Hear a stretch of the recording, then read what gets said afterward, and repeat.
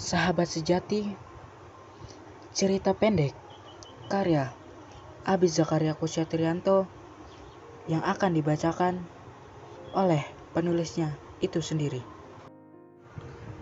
Nama aku Bima Putra Dirgantara atau kerap dipanggil Bima. Aku adalah mahasiswa jurusan Ilmu Kesehatan Masyarakat di salah satu kampus ternama di Semarang. Menurut orang-orang, aku adalah orang yang cuek, dingin, dan susah bergaul. Namun, di balik sifat itu semua, aku mempunyai trauma yang sangat mendalam. Berbicara tentang traumaku ini, aku sudah menjalani hidup dengan traumaku sedari aku umur 5 tahun, yang dimana pada saat itu aku diculik dan dikurung di dalam ruangan yang hanya muat untuk 2 orang. Itulah mengapa aku trauma dengan ruangan yang kecil dan gelap. Dan juga, sedari aku kecil, aku mempunyai satu sahabat bernama Kania Athena, atau biasa dipanggil Thea. Thea memiliki sifat yang mudah bergaul dan baik hati. Dia selalu ada di sisiku dan selalu menemaniku untuk penyembuhan traumaku. Pada suatu hari, sehabis pengobatan traumaku, aku selalu mimisan setiap 2 jam sekali. Sampai pada akhirnya aku pergi ke dokter dan mengecek kesehatanku. Akhirnya aku masuk ke dalam ruangan dokter yang akan mengecekku. Namun, setelah dokter tersebut memeriksaku, beliau menganjurkan aku untuk mengeceknya di dokter spesialis kanker. Aku kaget. Dalam pikiranku, aku bertanya-tanya, kenapa aku dianjurkan ke dokter spesialis kanker?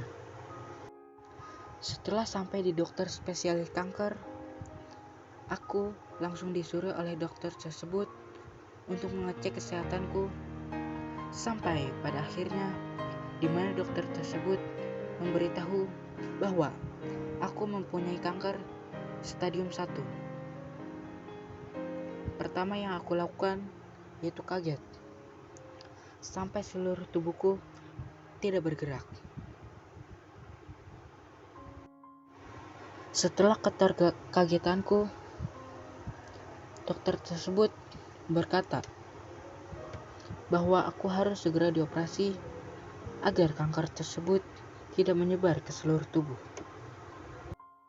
Ketika aku sampai di rumah, aku segera memberitahu keluargaku bahwa aku terserang penyakit kanker.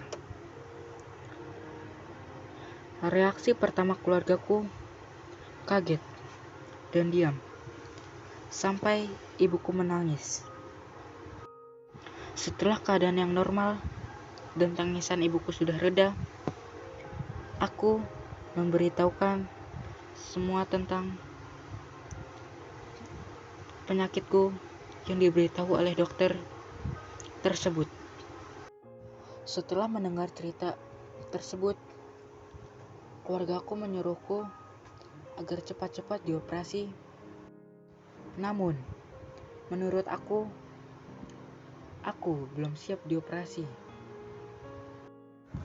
Setiap harinya, keluargaku selalu membujukku agar cepat dioperasi.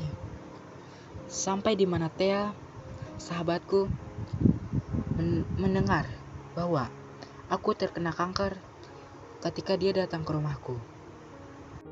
Aku kaget. Kenapa Thea tiba-tiba datang? Dia melihatku dengan raut wajah yang berkaca-kaca, sampai di mana dia menangis di pelukan ibuku. Setelah tangisan dia reda, aku menjelaskan semuanya kepada dia, dibantu di keluargaku. Setiap harinya, Dia membujukku untuk cepat dioperasi kanker tersebut. Tetapi aku masih tetap saja belum mau. Namun, suatu hari dia berhasil membujukku dan mau dioperasi. Hari ini adalah hari di mana operasiku berlangsung.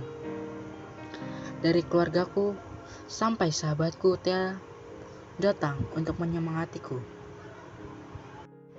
Selama menunggu, keluargaku dan Thea sangat khawatir jika operasinya gagal.